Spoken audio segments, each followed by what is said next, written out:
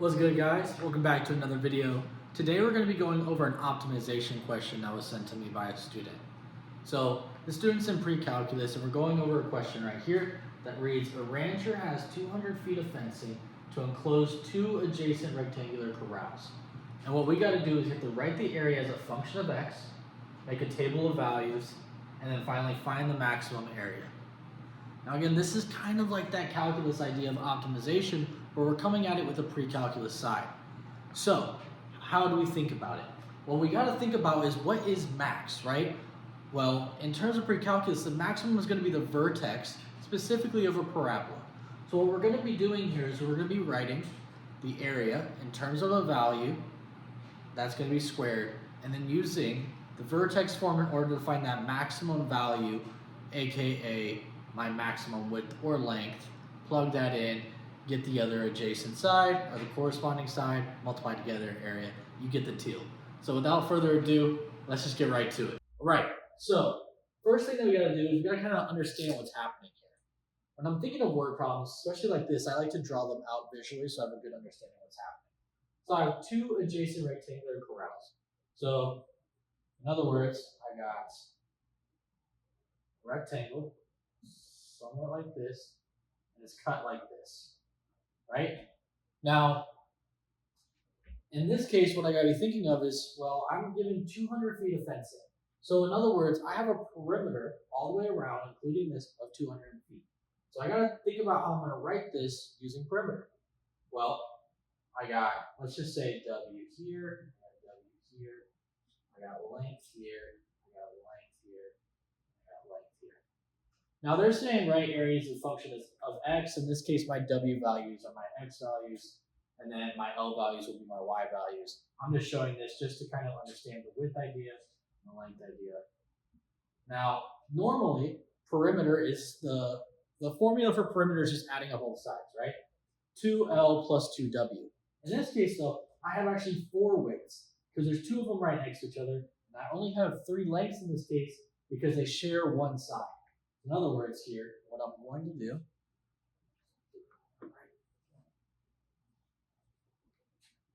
just erase this real quick, and then move to this side. In other words, my perimeter is going to be equal to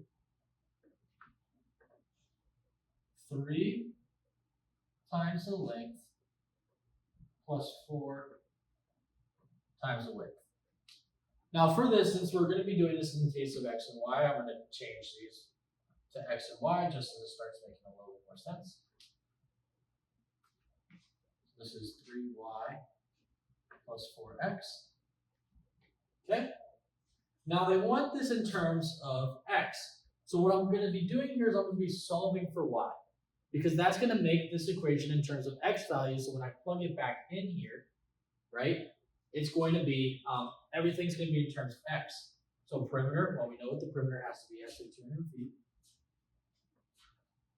Now we're going to use a little bit of inverse operations here.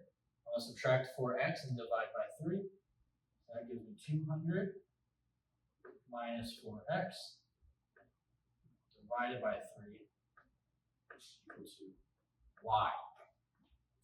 Okay, so now I have this thing in terms of x. Now what's the next step? Now I have to plug this into the area formula. So area formula, as we know, is length times width.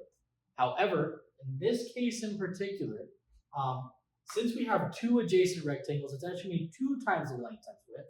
In other words, area is equal to 2x. And now, I've created this so that I can plug this in instead of my y value, so times 200 minus 4x over 3. Okay. Well, now this simplifies out, right? I can multiply everything across. Well, now this simplifies out, right? I can just multiply everything across. So 2x times 200 in this case is going to equal 400x minus, well, 4x times 2x is 8x squared all over 3. And that is the answer to my first question, C. All right, so I just took the liberty to just do this on my own.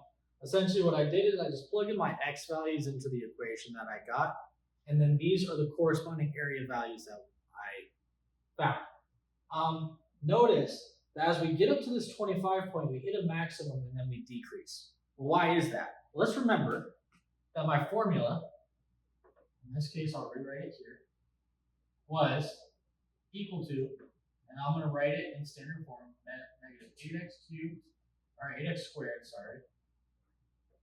8x squared over 3 plus 400x over 3. Right?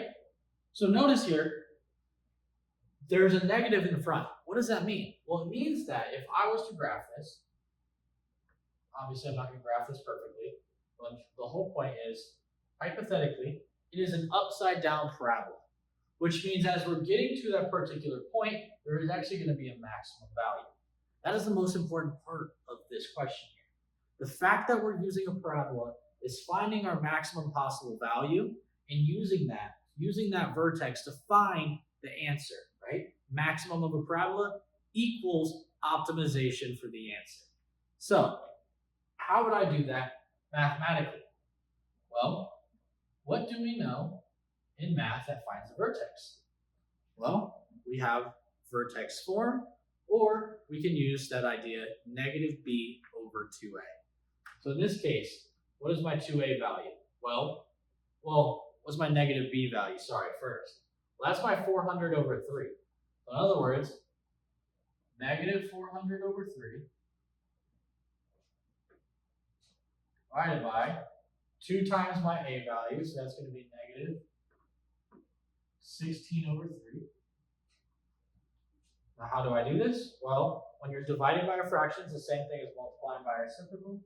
This is the same thing as multiplying by negative 3 over 16. Well, the negatives are going to cancel out.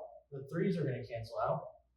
And let's see, does 16 go in? 16 goes into 40 2 times with 8 remaining. 16 goes into 85 times. So actually 16 goes into 40, a total of 25 times. And look at that, makes total sense, because that is our maximum value. So in other words, for this equation, 25, which is my x, my width, has to be 25 feet wide. Now, that's my maximum area actually, so that solves for C as well over here. And then just for the sake of this, if I wanted to find my length value, well, what I'd have to do is I'd have to go back to what I had originally. So to find my length value, I had to go back to my equation. Y equals 200 minus 4x all over 3. And I'd have to plug in this new x value. So 25 times 4 is 100. 200 minus 100 is 100. 100 divided by 3 is 33.3 repeating. So that gives me about a width of 25 feet and a length of around 33 1/3 feet. And that gives me a maximum area of 1,666.7 feet squared. And that's basically it. I hope that helped. If you guys have questions that you want done similar to this, please feel free to drop them down in the comments. If you want personalized tutoring so you can go over stuff like this just in more depth, head on over to MindLead Tutor, book yourself a lesson. But until then, I'll see you next time. Take care. Peace out.